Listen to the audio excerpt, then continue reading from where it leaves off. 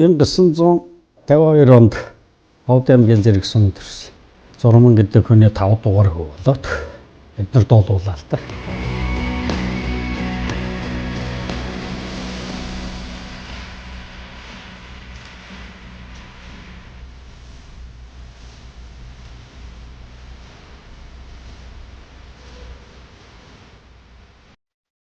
За ер нь манайх бол би нарийн он сар тэр хугацаагийн нэмдэмээ сайн мэддэггүй. Баруун хязгаар нутагт ихэвчлэн нутаглаад тэр одоо улс их орныхоо баруун хилийг хамгаалж ясан, зах хязгаар нутгаар нутгалж ясан. Тийм учраас загчин гэж нэрлсэн гэж би одоо хүмүүсийн ярианаас сонссон. Тэгээд нэг цаг үед нааш нүүдлээд тэгээд Ховдын 5 суманд нутгалсан байдаг. Үйнч, Алтаа, Манхан, Зэрэг хүүхэд байхдаа манай аав ээжтэн дандаа мал малладаг, сарлаг малладаг тийм хүмүүс байгаа. Тэр баруун ууланд Баатар хайрхан гэж одоо сайхан уул бий. Тэр баруун хайрхан тэр Баатар хайрхан ууланд хоны амаа зууны улиралд малладаг. Өвөл хавар намарын улиралд сургуулийн дотор байранд суухад тэгээд хичээлээ хийгээд ингээд явдаг байлаа. Аймагт очин бас л дотор байранд байрлал 9-10 дугаар ингээд төгссөн. Зун бид нар бол нутаглахдаа их хөвчлэн нэг 2800-аас 3200 метрийн өндөртөл зусдаг шүү дээ. Ингээд ер нь зуунд бол байсгүй айл үйл ман дотор л хоны ямаа манаалга болчих харагдах болчихно. Тэр чи яг өндөр газрын одоогоор үйлэн дотор л орчиж байгаа бид нар манан гэж яриад байдаг. Тэгэл явж яадаг сайхан нутаг да. Одоо ч гэсэн машин унаа явуулдаг. Дандаа тэмээгээр нүүдэлдэг. Тийм одоо жинхэнэ Монголын эртний өв соёлыг харъя гэвэл Ховд аймгийн зэрэг сумын Баатар хайрхны нүүдлийг өсгдөг. Орчлонгийн чандаас зүрхэнд үерлэх Баатар хайрхны мэн агаслан холтоод сансар очиход минь Ховдын 10 жилд ч биш Улаанбаатарт ирээд бэлтгэл сургууль сурж явахдаа ч биш гадаадын хөвөр авахтаа би уулна юу гэж авч ирсэн юм. Гурилын үйлдвэрийн технологич гэж. Тим хөвөртэй Улаанбаатарт ирсэн. Тэгээд хавар болсон тэр хөвөр өөрчлөгдөд. Тэр гидэр геолог Унгар тэр үйл чи унгарчууд Монголд их ажиллаж байлаа шүү дээ усны чиглэлээр одоо их олон худаг гаргасан унгарчууд 56 оноос эхлээд тэр үеийн унгарууд одоо гаргасан худгууд нэг сайн худаг гэдэг одоо манай улсыг ойлголцоод ер нь унгарлуу гидэр геологийн мэрэгчлэлтэн бэлтгэх зүйтэй байна гэдэг. Тэнийг 2 дахь гаруй хөвгт нь болоод явж ирсэн юм. Тэр дотор ороод. За би сонголт хийсэн гэвэл тэр одоо худлаа. Ер нь надад 10 хөвөр байна гидэр геологийн энэ үгээр явна Будапешт гэдэг одоо Унгар улсын нийслэл суралцна гэсэн. Надад бол гидэр геологч нэг тодорхойгүй. Баргал ер нь Унгар улсын Будапешт хот ч гэсэн тодорхойгүй. Тийм л газар л бол богоон цугал явсан да.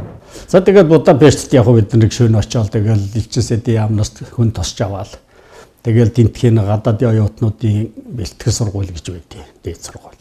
Тэнд нэг хэлний бэлтгэлд орсордог. Тэнд нэг жил суралцаал. Тэгэл Унгарын улсын зүүн хэсэгт байрладаг Мишгүл цотын хүнд үйлдвэр их сургууль гэж. Тэнд ирээл тэрний дотор байранд ороод тэр ороогоосоо. Ингээд ихсэн. Тэр үед бид нар сурч байгаа чинь Трафир, Левс гэсэн жинсэн юм цамцыг чинь бид нар өмсдөг байлаа. Нэр үг арихад бусд оронд сурч яасан одоо зөвлөлтөлбад бас сурч яасан энд ос сурч яасан оюутнууд бол тэр болгон олддоггүй. Бид нар олж авчир тэднэртэй зардаг, юмар сольдог. Тийм бас нэг жаахан тухайн үед бизнес хийж яасан юм уу да. Ингээл нэгдүгээр курс төгсөөл тэгэл дадлага хийжтэй. Тэгэл тэд нар унгарууд ч өөрийнх нь уурхаатай усны хайгуул судалгааны ангиудтай тэр дээгүүр ингээл аваад автобусаар явдаг. Тэгээд зүүн нь болохоор зэрэг хичээл дарсан дээрээ нэг 2-7 хоног одоо усны өрмөддөг л голдуу гаргадаг байсан тий. Тэгээд өрмөө мастеруудаар бид нар энийг би ч гэж би ихний манай дөрвөл эхлээд очив тэр сургууль. Бусд нь яг Будапешт их сургуулиуд. Ингээд бусад сургуулиуд тараад тэр Мишгүл цотын хүнд үйлдвэрийн их сургууль бид дөрвөл очив.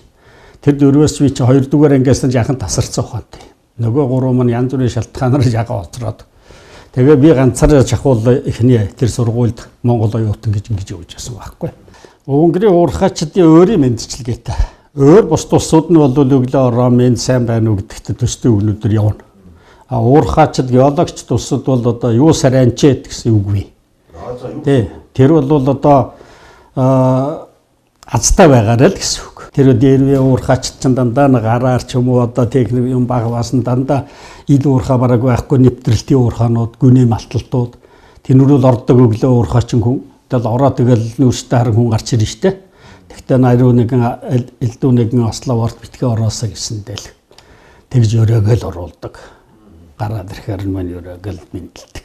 Азтай байгаарай л гэсэн үг. Шууд монголоор орчуулаад хэлчихгүй юусаар ажид гэдэг. Тэгээ одоо ч гэсэн би ингээл айцуд мэзүүд фейсбүүкээр ярих юусаар ажид гэл мэдлдэг байхгүй юу. Тэгэл одоо ингээл ярилцчих шүү дээ. Бид чинь 34 үлээ байсан. Нэг ангид. За яг ингээд одоо би эргэж ирсэн хойно тэр үедээ ч мэддэггүй ингээл одоо сурах бичиг ийм л байдаг, ийм зүйлүүдийг сургад юм байна гэж бодоод ирсэн. Зөвлөлтөлбод улсын сурах бичиг дүрм заавар журмуудаар бид нар энд ажиллаад ихэлсэн. Тийм ээ тэгэхээр за стандартууд бүх зөвлөлт тэр одоо журам тэр арга гаргачлууд тэр төстэй нэг л шинжлэх ухаан шүү дээ.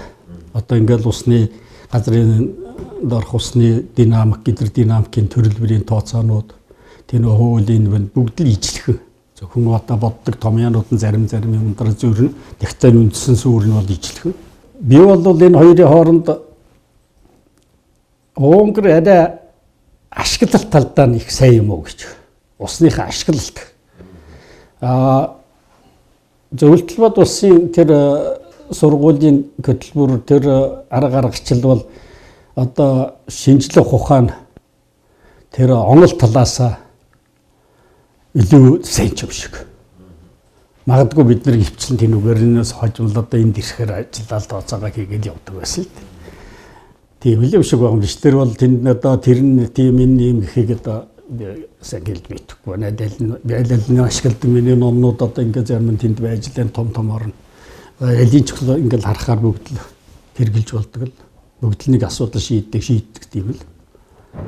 Ирээд би 78 онд одоо энэ яг анхны геологууд урах үйлдвэр шинжилгээний институт байгуулагдсны дараах нь 2 жилийн дараагаар тэр институтэд усны тасаг гэж шинээр нээсэн байхгүй.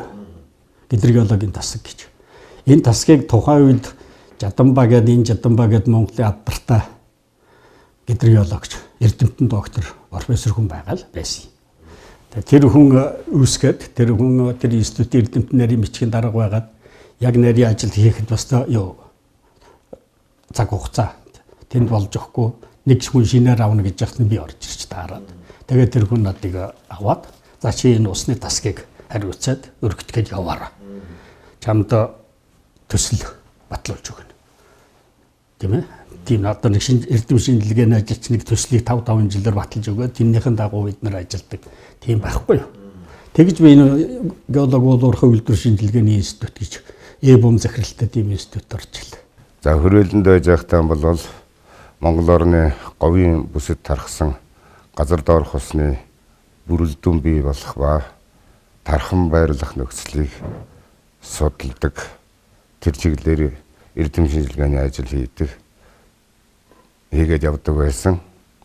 Мөн одоо гидрогеологийн нутаг дэвсгэрийн гидрогеологийн судалгаа газар доорх усны эрүүл хайгуулын ажлыг хаана хийх үү, яах вэ гэдэг дээр төлөвлөлтийн юм дээр ажил явуулдаг байсан.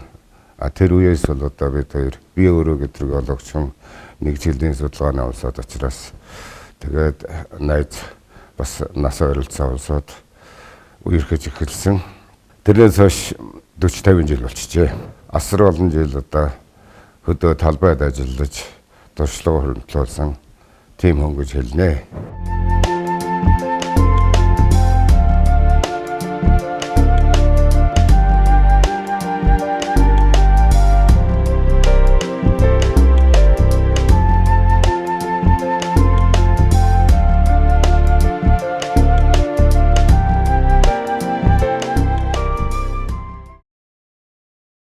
За хамгийн анхны төсөл дээр эхлээд яг нэг төслийг нэг том төслүүдийг өгдөг байсан. Энэ Улаанбаатар хотын оройн нэг 100 мянган гидрогеологийн зураглалын төсөл хийгээд ингэж орж ирээд Тэгээ би одоо шин төгссөн бас нэг инкишг гэдэг нэг инженер бас онц төгссөн эмэгтэй хүүхдтэй байсан.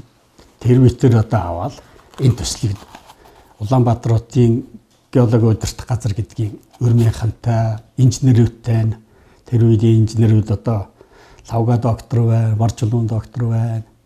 Эднэртэй хамтраад энэ Улаанбаатар хотын одоо жижиг голууд биш Сэлбуляста, Гачууртиндээ, Ухаанда одоо ингээл холын гол ингээд бүх хөшгтийн хөндөө энэ тэр энэ нэг нийт талбай гидрологийн 100 мянганы зургал гэдэг юм хийгээл ихсэн. Тэгвэл 80 онд бас сонсон мэдээллийн аваагүй авсан бас нэгэн зүйлс авсан байдгийн. Тэгээд тэр манай багш гэх юм уу Жаданба доктор тэр хүн бол энэ Улаанбаатар хотын үндэсний ус 90 тусны нөөц тэр талаар одоо шинжлэх ухааны доктор хамгаалсан ч хүн байсан. Би түүний мэдээлэл тэр судалгааны ном хэвлэл бүгдийг уншиж үзсэлд.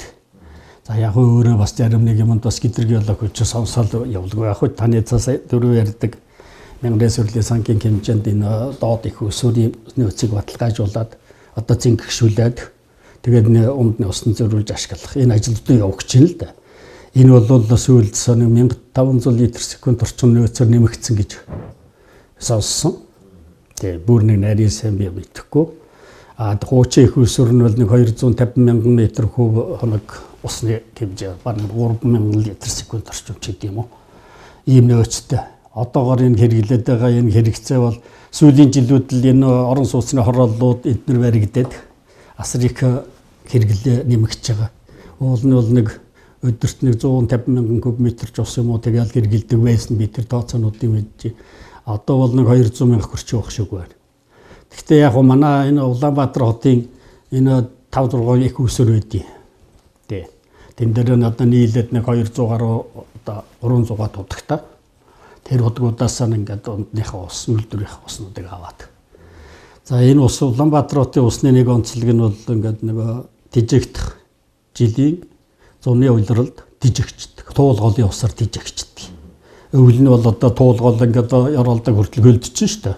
Тэгэхээр зэрэг дижигдэл байхгүй, нэвчих. Газрын гүнлүү орох ус байхгүй. Худгууд маань аваад ахаар ингээд 3 м, 4 м, зарим газраар 10 м ингээд буучдаг.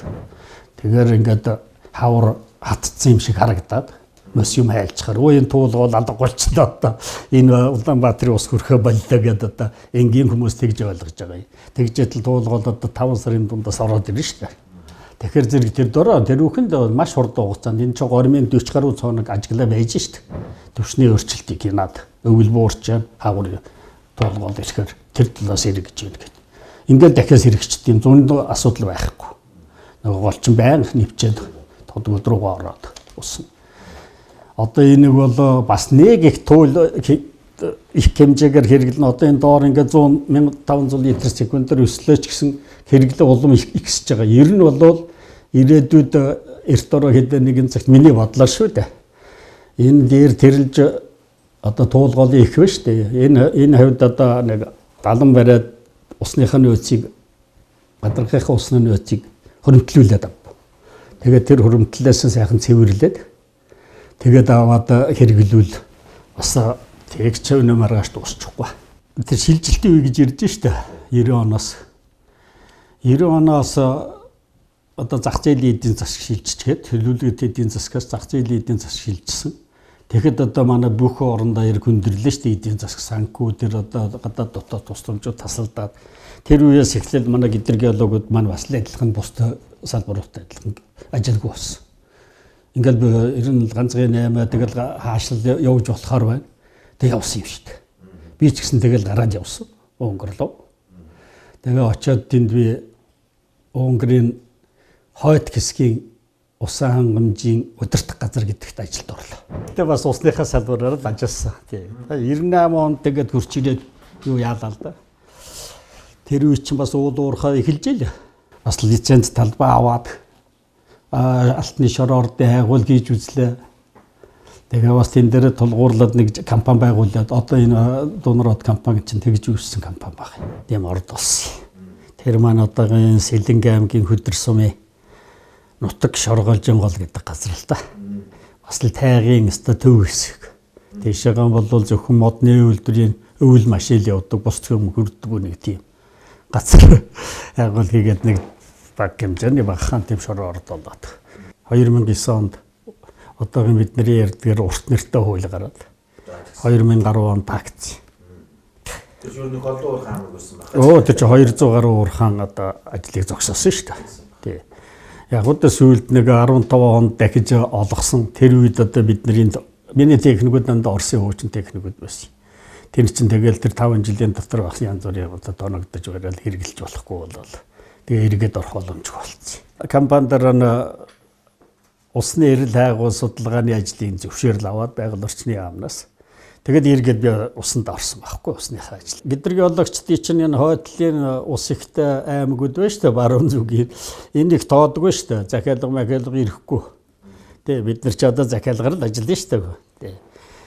Бидний харин сайн тоодог одоо их захиалгагүй шүү дээ. Газар бол энэ говийн 3 аймагд байгаа шүү дээ. Дорногов, Дундгов, Өмнөгов. За Сүхбаатарын баруун хэсэг. Энд л бидний ажил төвлөрд юм да. Тий. Энд одоо хийж байгаа олон компаниудаар бид нар ажилласандаа усны нөөц тогтоохторно гэх юм бол за хойно бүсдөөс Эрдэнэт үйлдвэрийн усны их усурыг тодтголыг хийх ажлыг хийсэн нөөцтэй холбоотой гэвэл за тэгэл бусдын дандаа урагшаага яриад.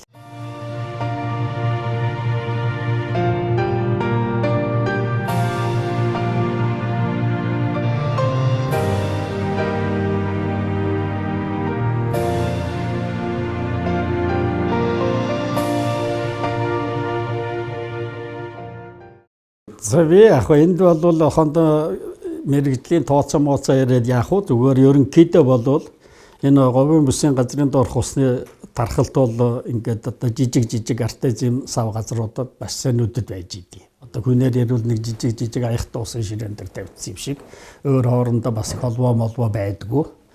Тийм одоо ийм савнд байж идэг. Тэгвэл энэ огт тижээгдгүй зүйл бол бас биш. Энэ яагаад инженеэр хэлэх юм бол одоо манай Монголын малчид гэхэд манай Монголын нутаг дэвсгэр дээр мал мөнгөтөл байсан, ихч байсан, багч байсан. Тэгэл тэнийг бид нар усаар хангаад ирсэн шүү дээ. Тэр ус бол тэжээгч байгаа уснаас ихэвчлэн тийм гүйхэн худгаас, гар худгаас малччин малаа усалж шүү дээ. Тий. Тэгээд тэр усалж байгаа усны хэмжээ жил болгоно байгаад байгаа үстэй. Тэр чинь юутай холбоотой гэхээр агарын хурд тунстай холбоотой тэрнээс нэг тодорхой хэмжээ нэг 2 юм уу 3% нь тэр сайр жалганы хайрга дайрган чингээд тэгээд тэрнийхээ дээр гаргасан гар хутгийг усар тижээж ингээд жил болгоно нөхөс сэргэгдээд идэг 100% л одоо туулгалтай адилхан боломжтой гэсэн үг. Нэг үгээр бол алга болохгүй тодорхой хэмжээгээр одоо тэр нөхөс сэргэгч байгаа хэмжээнд нь ашиглах юм бол тэгэл мөнгө усны байж л байна. Хөрсний усыг ирж штэ. За цаана доор нь ингээд том одоо нэг 300-400 м хүртэл гүний ус ашиглаж байна. Уул уурхайн компаниуд. За аймгийн төвүүд эдгээр гүний ус ашиглаж байгаа. За ингээд гүний усанд бол бас октижэгддэг бас биш. Нэг гормын судалгаа гэдэг Монгол орон даяар олон 10 цоног, олон 100 цоног өрөмдөд ажиглалт явуулж байна. Хур бороотой үед гүний усны түвшин ч өсдөг. Нэг 20-30 центээр. Тэр чинь юу гэсэн үг вэ? Бас тэр хэмжээний тижэгдэл ирж гин гэсэн үг. За тэгээд одоо хүмүүс ингээ яриад усны түвшин буурчлаа ингээд ярьж байгаа зарим. За яг хөө зарим газараа буурч байгаа тэр бол хурд тунцтай нэлээд холбоотой.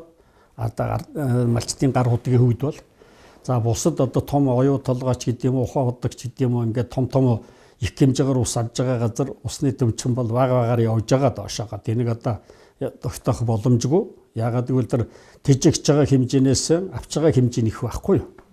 Тэр бол тэгтээ удаа явж байгаа. Яагаад гэвэл алсын уулсуудаас нь бас нэмэлт хижил ирж идэг. Одоо ашиглаж байгаа ус нь одоо хамгийн сайн ашиглаж байгаа нь оюутлогын үйлдвэр байна шүү дээ.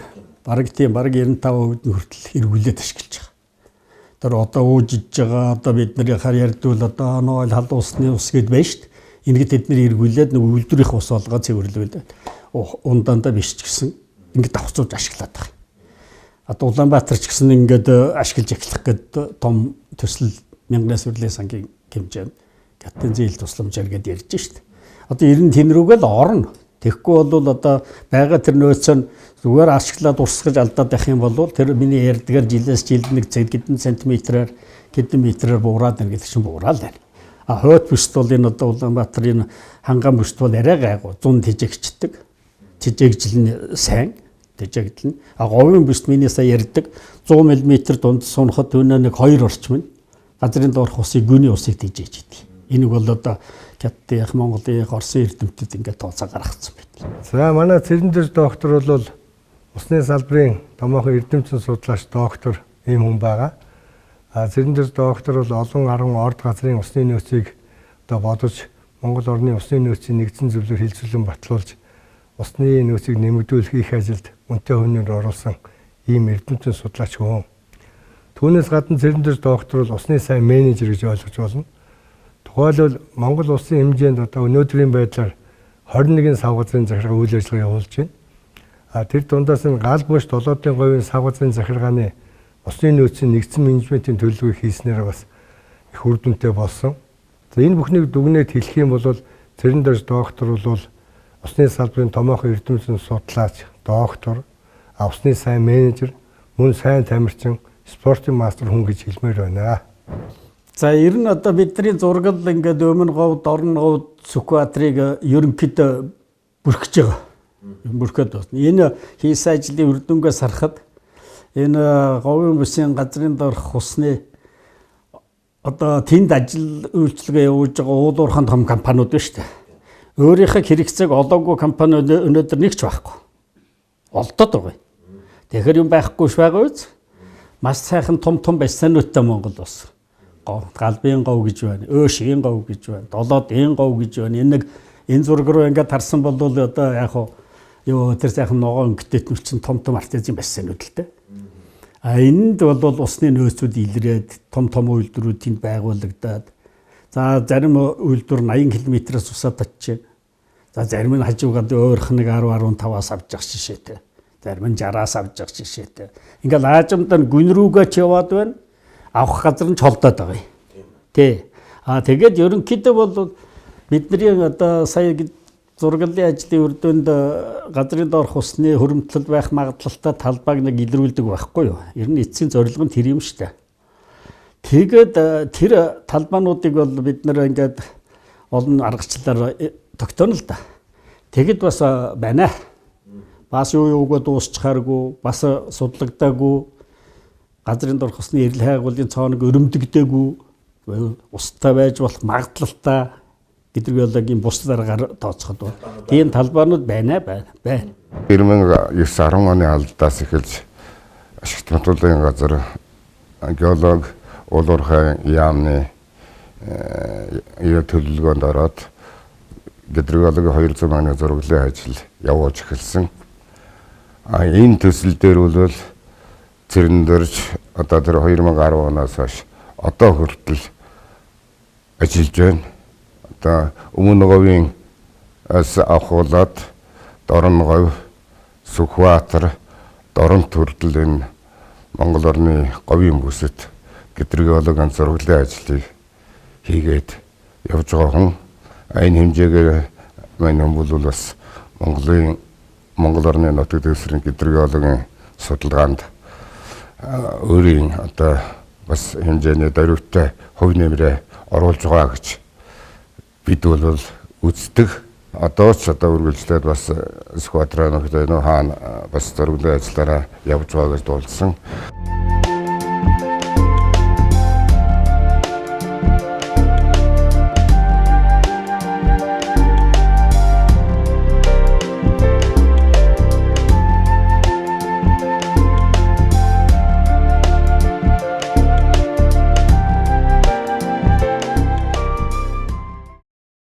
Яг бид нар Зөөвч Чаваадар бол байгаль орчны үнэлгээний ажилд нь би зөвлөгчөөр орд юм. Компаниараа биш зөвлөхөөр орд. Одоо сүүлийн нэг 5-6 жил явж байна да. Тэр нэг хэл амтай сөрхий газар байгаа шүү дээ. Ер нь Монгол даяар. Би ч мэднэ бас тэнд очиод сурвалжлагч нарын энтертэй ярилцж хэл байсан. Надаас юм асуугаал. Яг хөө тэрний одоо бид нар юугийн тогтоодын гэхээр тэнд одоо тэр үйлдвэрлэлийн ажил туршилтын үйлдвэр хийгдсэн шүү дээ газрын дор уусган олборлох. тэн одоо урд нь ямар байсан, үйлдвэрлэл явах гэж байхад ямар байгаа, сүүлд нь ямар болж байгаа гэдгийг бид нар судалж байгаа юм. Горимын ажиллаар. Нэг үгээр хэлбэл ингээд одоо туршилт явуулсан талбайн төвөөс зах руу чиглэлсэн олон цацрагаар цооног өрөмдөд тэндээс нь дээж аваад байнга шинжилээд байна гэсэн үг. Тэгээд малчтын худгуудаас дээж аваад ингээд шинжилээд байхад одоо тодорхой хариу гарна та тий. Тэр хариунуудыг бол бид нэр тайлан материалд оруулаад яам тамгийнхын газар хөргүүлчихдэг. Би одоо ер нь бол энэ газар дуруу усхан олборлох технологи гэдэг бол уулуурхай талаас газар орон хөндөхгүй тийм ээ. Доор далд явагддаг. Энэ талаараа нь ухаанд байгаль орчинд бол ээлтэй гэдэг талаараа гэдэг үйлдвэрлэл талаас. Технологийн хувьд бол энэ одоо хөрхийн хүчлээр уусхан баяжуулдаг. Хүчлэг орчинд урааны хөдөр бол одоо тэр хүчил дуусчдаг. Тэгээд дагаа гараад ирдэг. Тэнгийн тусгай баяжуулах үйлдвэрт оруулаад шар нундаг гэж гаргаад авч байгаа. Энэ процесс явагддаг байхгүй юу? Тэгэхээр энэ одоо их хүчил хийж яана, баг хийж яана гэдээ янз бүр болж байна. Үнэндээ хүчлэг орчингэл бий болохын тулд одоо нэг 100 литр усанд 1 литр орчим хөрхийн хүчил ороод нэг 0.1% концентрацтай тийм сул хүчлэг уусмал оруулчихж байгаа газрын гүйлөө 200 м-т тусгай цаанаг өрөмдөд. Тэгээд одоо тойруулээд өрөмдөд дунд нэг ашиглалтын худаг гаргаад тэгээд тэр худгаараа соруулаад авчихна. Тэн рүүгээ ингээ шахчихын 6 цаанаг руугаа. Тэгээд тэр усын дунд нь өрөмцөн цаанаг чинь усын ингээ сороод авчихар чинь депресс үүсээд тэр шахаж байгаа хүчил цаашаа явахгүй. Тэр төвийн цаанаг, захын цаанаг хоёрын дунд байгаа ураны өдрийг уусгаад тэгээ гараад ирж байгаа. Тэрэндээ баяжигдаад дахиад буцаад орно. Тэр хүчлэлтэй уусмал. Тэгээд хүчил нь багасаад ирэхээр нэмээд байна. Ийм л учиртай. Тэгээд тэр доор орсон тэр хөрхийн хүчил яадын гэхээр за тэр ураны сульфат болоод гараад ирнэ гэх шар унтаг болоод.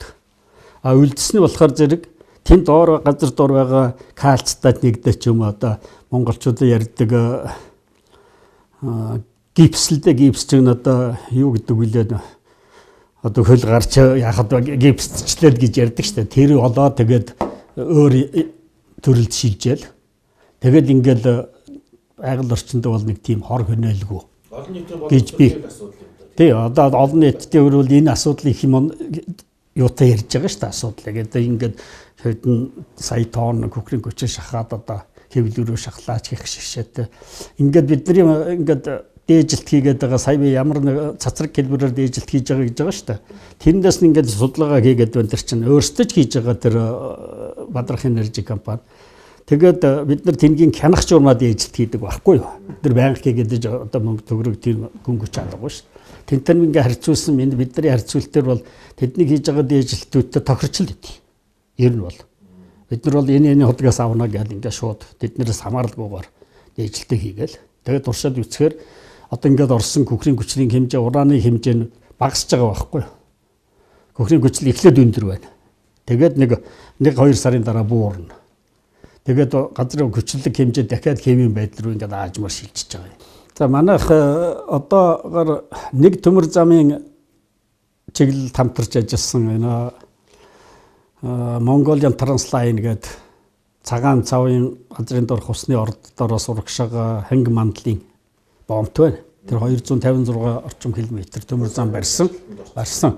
Түүний тэр далангийн нягтруулалт тэр технологийн усны худгуудыг бүгдийг гаргаж өгсөн. Тий. Тэгэхээр чин тэр нэг ойролцоогоор нэг 10 км болгонд нэг 2 литр секунд ундрагаас дут баггүй тийм худгууд гарах ёстой. Тэр худгууд ингээ байнга ажиллаад тэгээд тэр далан нягтруулах үйл ажиллагаанд тэр усыг хэрэгэлдэг. За бид нар тэнийг ажиллаж гээд байна. Одоо Баян-Хонгор аймгийн Шинжинстээс урагшаага нарийн Сухатын нүүрсний бүлэг орд хүртэлх бас нэг 200 гаруй километр төмөр замын автозамын далангийн услалгааны худгуудыг гаргах ажил хийж байна. Яг говь дандаа цөөл. Ингээд бид нар чинь хойноос нь эхэлдэг шүү дээ. Арай жаахан усны нөөц сайтай газар нь хойшлого Монголын ус бол урдаас хойшаагаал ихсээ өчтдөг байхгүй боломжтой болоод гидэр геолог хүмүүст ч амар болоод урагшаагаал бол одоо толгой өвтгөн шүү дээ. цөл рүүгээ ороод ирэхээр тэнтэйгээ адилхан одоо бид нар хойноос нэхлэл өрөмдөл явж илэн урагшлахаараа хэцүү. За тэгээд бүр 2 литр секунд хүрэхгүй бол бид нар 2 ходог 3 ходог гаргах штэ нэг дор. Тэгээд тэрнээс нь нийлүүлээд усыг аваад нэг газар бөөгнөрүүлээд тэгээд зам барьж байгаа машинууд ирээд ачаа явуучих жишээ. Одоо бүгд арга гэргэлдэг л байхгүй юу? Бид нар зам баригдах л ёстой. Усын бид нар тэгдэх ёстой. Бид нар усыг олж өгөх ёстой гэл. Энэ одоо хариуцлагатай ажил. Бид нар бол өөрсдөө 100% хариуцлах хүлээгээл ордог. Тий, тодорхой хэмжээний өртөг зардлыг гэрээгээр баталгаажуулаад за бид нар энэ 24 хоногийн чинь 2 литр секундаас доошгүйгээр гаргаж өгнө. Энэ замын барилгын ажлыг усаар тасалдуулахгүй гэдгээр л. Тэгэл Орсын дор Монголын Тараслайныхан яг хөө бид нар талархсан бас. Бид нар тэгэхэр баяртай л байдیں۔ Энэ байгаль орчны яамны чинь бас нэг чухал ажил нь юу байдیں۔ Ан амьтдын усан хангамж их үүсрэг юу болох. Одоо сүүлийн үед цаг уурын өөрчлөлт дэлхийн дулаарлаг гэдэг энэ хөрсний усны ууршилт ихсээд байгаа байхгүй юу? Одоо Алтай өвөр говьд гэхэд манай цөлийн бүсэд энэ өмнө говийн өмнөд хэсэгт орон говийн урд хэсгээр бол одоо дэлхийн дунджаас хамаагүй дээгүүр хэмжээнд температурын өсөлт явагдаж байна. Тийм бидний одоо ажиглаж байгаа хэмжилж байгаа хуучин мэдээллүүд байна да. Тэнийг ингээ бид нар боловсруулалт хийгээд үсгээр энэ сая миний ярьдаг Алтай өвөр говийн хэсгээр бол ер нь одоо энэ үйлдвэржилтийн үе гэснээс хойш сүүлийн 50 гаруй жилд 2.5 градусаар өссөн байна дунд чинь. Энэ бол асар том тоо байхгүй юу? Тий. Тэгэхээр дэлхийн дундч 1.6 1.4 энэ ингээд байж байгаа шүү дээ. Тэгэхээр энэтэй холбогдлолтойгоор энэ Алтай өвөр говийн одоо манай дархан цаацд газар энэ өмнө говийн баг дархан цаацд газар энэ хатан булаг энэ сумуудыг хамарсан. Энд их хөөрхий зэрлэг амтан хуулн тайх хавтха мазала за тэгэл чоон юу ч байд юм одоо ан амтчүүд дээр чинь тэдний усны одоо их үүсвэр болдог хэдэн булаг татраад байгаа юм. Тийм тэр булаг чинь одоо ингээд усны түвшин доош явчихаар хатчихдаг байхгүй. Тэгэхээр тэр ан амт дуухсгүй болчихдیں۔ Хавтгаа хөөрхий ботгоо дагуулаад хоошоо явна замдаа одоо чон нохоонд идэх барихад одоо зовлон их байгаа шүү дээ тэр амт чинь.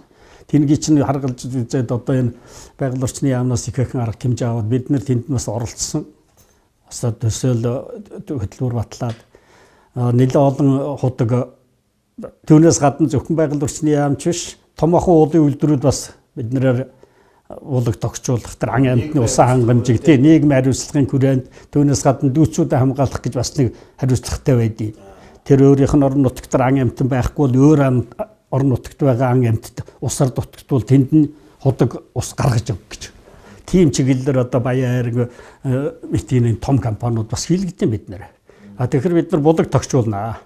Тэр ширэгч байгаа булаг байна шүү дээ. Бараг ширэг шахаад за энэ дэр нэг булаг байсан юм байна гэхээр тэгэхээр тэнд бид нэр гидэргиологчд яадын хэр дэрнажилдаг арганд ордог. Тэнд одоо ийм дэрнажи сувгуудыг ухаад тэгээд дотор нь одоо дэрнажи хоолоо нэрийн хоолоонууд одоо 32-ын цагаан шалаа гэж идэм юм уу тийм нөхлөө тавиад тайрганд болоод тэгээд одоо гурны хооронд нь холбоод тэгээд нэг газар худаг хийгээд тэр худаг дотор тэр орж ирж шүү дээ миний уснууд чинь цуглуулж байгаа шүүрлж байгаа уснууд. Тэндээс цаашаага нь гидраас өөрийнх нь гидравлик даралтаар ингээд гарахаар газар жижигхэн көв цөөрөм хийгээд бетон. Тэгээд энэ рүүгээ гоожуулаад оруулчихдаг. Тэрийг нөгөө нарны панелуудаар тэр нь болохоор худаг. Хэрвээ булггүй газар байна шүү дээ. Худаг гаргаад одоо бүр одоо яах аргагүй булг байхгүй газар одоо яах юм бэ? Тэгэхээр өрөмдмөл худаг гаргаад бид нар тэр худагн дараа нарны панелаар ажилладаг нарны насос гэдэг одоо энэ хятад усаас орж ирж байгаа хуучин Германы насосууд ашигладаг байсан. Одоо хятадын насосууд бид нар тавиад байгаа. Сайн насосууд байгаа. Тэр нь болохоор зэрэг хүний үйл ажиллагаа шаарддаггүй. 4 панел тавиал тэгэл тэр нь өглөө нар гарахаар зэрэг усаа өөрөөсөө гараад ирнэ утгаасаа. Тэгэл ороо нарны ирч буураад нар шингэхээр өөрөө зогсож байна. Тэр хооронд нөгөө хийсэн хөм манд сайхан дүүрчдэг байхгүй. Тэгэхээр шөнө хулам хавтгаа тэр амтс чинь бас хүрэл ер нь өдөрч бас уужил байна. Ийм маягаар бид нар ажиллаулж байгаа. Одоо энэ хөгжингөө орнууд чинь усны нөөцийн менежментийн төлөвлөгөө гэдгийг хэдэн 10 жилийн өмнө хийцэн байдаг. Тэр нь одоо Унгар улс бол ер нь Европын холбооны улсууд дотроо толгой цогтголдоод тэдний арга аргачлалаар бүх Европын орны усны нөөцийн нэгдсэн менежментийн төлөвлөгөө хийгддэг. За яг Монгол тэнгийн авчирд нэвтрүүлсэн орн бол Голланд л да. Голландын төсөл хөтөлбөрийн хүрээнд энэ Монгол орны 21 сав газрын усны нөөцийн нэгдсэн менежментийн төлөвлөгөөг хийх гэж байгаа. За энэ төлөвлөгөөний тухай би яагаад яриа явуучих вэ гэхээр зэрэг энэ Монголд чинь 56 оноос эхлээд Унгарын усны мэрэгчлэлтэнгүүд ирээд худаг гаргаад бүр 240 гаруй худаг гаргаад Унгар худаг гэдэг нэртэй одоо хүртэл ажиллаа байж идэг тийм худагтай уснда их сайн их арга гаргачлаа сайн хийдэг тийм усуд. Тэд нар бол Монголд бүр эрдэм шинжилгээний хүрээлэнд нь очно одоо өндөр зэрэглэлийн усуд ажиллаж байсан байхгүй юу? Одоогийн энэ геологийн хүрээлэнгийн цагаан байшинд. Тэд нар одоо Монгол орны би яг одоо тэр нэрээр нь хэлж мэдэхгүй ч гэсэн Монгол орны усны нөөцийн нэгдсэн менежментийн төлөвлөгөө гэж хэлэх юм да. Тэр ерөнхий схем, ген схем гэдгийг хийсэн. 75 он, 76 онд эрт хийсэн. Тэгтэл орхон гол, хэрлэн голыг боогоод тэнд нь далан байгуулад тэндээс урагшаа татъя. Тэг чин 5 толгой, цагаан сувраг гэх том үйлдвэрийн юмнуудаас гараад ирж исэн үе байхгүй юу? Тэр үед оюу толгой сураггүй байсан л дээ. Тэгээд энийг чинь бүр яаж татах вэ? Хаанаас татах вэ? Аль газар нь далан боомтой хийх үү гэд бүр нарийн тийм одоо ерөнхий төсөл бол хийцээ өнгөр мэрэгчлэлтэнгүүд. Тэгээд одоо хийхгүй сүлд явсаар байгаад одоо хүртэл одоо ч хийгдээгүй. Одоо нэг хэрлэн цэнхэр мөр гэсэн төслийн хүрээнд эхлэх магадгүй ийм шинжтэй байж ах жишээтэй. Тэгээд ч бас эхэлж өгөхгүй. Би тэнгийн эхлүүлээсээ хийгээсэ гэж хүсдэг. Яг усныхаа газрын доор усныхаа нөөц баялагын хэмжээ цаашдаа улс их орны хөгжил тэр усны хэрэгцээний хэмжээг би түрүү хэллээ шүү дээ. Усны нөөцийн нэгдсэн менежментийн төлөвлөгөө хийсэн гэдэг сав газрын. Тэгэхэд тэр бол аажмаар тодорхой 10-15 жилийн дараагаар тэр одоо хэрэглэн тэжээглэлсэн хэтрээд усны түвшин багасаад ингээд ирнэ. Тэр үед тэр хойноос гадаргын усыг татч авчирээд тэр хэрэглэнүүдэд хангаж эхлэх байхгүй. Одоо хамгийн хэрэгтэй үе нь л. Тэгээ одоо ер нь бай шууд л одоо бүр өнөө маргаашгүй энэ төслийг хэрэгжүүлэх хэрэгтэй энэ хоёр төслийг. Тэгэхгүй бол тэгээд байгаа усаа нөгөө 50% хүртэл нь ашиглах биш юм. Одоо Монгол хүмүүс ч бас явдалтай шүү дээ. Яг хажууд нь хараад сууж явахгүй бол илүү ч ашиглаж мэдхээр. За тэр нь ч одоо яг тэр бас гэнэлтэй юм байдаг байгаас. Тэгэхдээ энэ төслийг заавал хэрэгжүүлэх хэрэгтэй юм байна. Одоо 75 онд тэр одоо өндөр чадвартай мэрэгчлэлтэнгүүд бүр хэлээд ийм явдал болно шүү гэдгийг мэдээд тэд нар ч сахаар энэ том цөлөөттэй арабын орнуудад ажиллаж байсан хүмүүс. Алсын хараата тэр үед хараад хэлээд өгсөн юмыг өнөөдөр бид нар хийж чадахгүй маргалдаал хэрлэн кирчихгүй ч гэж яах шиг янз бүрийн улсууд гарч ирээл ингээл одоо юм үйлээ. Таслалдуулаад байна шүү дээ. Энэ ингээд явах би бас боддیں۔ Зөвхөн одоо ингээд гадаргын усыг аваачаад тараагаад услагаанд уулуурхаан үйлдвэрүүд хэрэглэхтэй биш. Одоо энэ сулраад байгаа савууд байна шүү дээ. Гүний хоолой гэдэг одоо оюутлахаан усны орд байж байна. Ухаан худгийн одоо 8-8-тай гэдэг хэрэглээд байгаа том ордууд байна шүү дээ усны. Энд чинь би ярьж байгаа шүү дээ усны төвшин багаарыг буурч байгаа. Энд чинь тодорхой хэмжээнд 50% хүрэх зогсох ёстой. Тэр үед нь тэнэг дүүрэх байхгүй тэр усаар. Энэ нөхөн сэргэлт хийдэг ингэж гадаргын усаар газрын доорх усыг нөхөн дүүргдэг энэ туршлага зөвхөн одоо энд хийх гээд байгаа юм биш. Дэлхийн бүх цөлийн орнуудад хэрэгжилж байна. Том цоонгүй дүрмдэд тэгээ буцаага шахчихж байгаа. Тийм тэгээ тэр чин аажимд юурээд ирнэ шүү дээ. Тэгэхэд нөгөө хэрэгжилжсэн ордын орхиод тэнэгэн хэрэглээд ихэл. Тэгээд нөгөөх нь бас холболт хийгээд гадаргын усаар тэгээд дүүргээд эхлэх байхгүй. Энэ ажлаар бас энэ геологийн хүрээлэнд ажиллаж исэн хүмүүс би энэ ажиллагаа үргэлжлүүлээд явбал одоо би одоо ийм л юмыг л энэ төр засгийн хүсгийг хүсмээр юм. Энэ гадаргынхаа усыг бой хадгалъя. Эн чин зуны уйлралд адар борооны тэр их ус зүгээр усаа гараа явчихж байгаа байхгүй. Тэ байгаль нуурлаа номхон далаа руу тэргээ нэг тэр хэсгийн тэр зууныхаа хурд тундсын тэр их усыг л хадгалаад цоцорч. Тэнгээ говьроо татъя. Тэгээ говьруугаа уулуурхаа үйлдвэр хүн ам үйлдвэрүүдэн хэрэглэнэ. Тэгээд үйлдсэний одоо ингээд дундраад байгаа усныхаа савуудыг дүүргэж. За тэгвэл ингээд мөнхийн усны хаата их өсвөртэй болох байхгүй.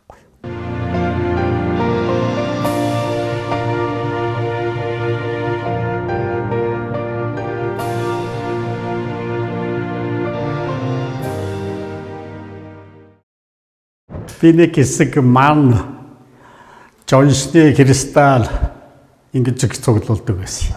За тэрэн дээр тулгуурлаад бас аялал жуулчлалыг сүүлийн жилүүдэд хийхгүй болсон. За нэг 2000 оноос 2015 16 он хүртэл аялал жуулчлалын эрхтэй байсан юм.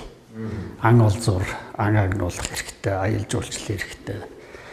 Загасчлал хийх тийм зөвшөөрлөлтөй манай компани. Түүнийхээ хүрээнд геолог жуулчд гэж авдаг байсан. Тий.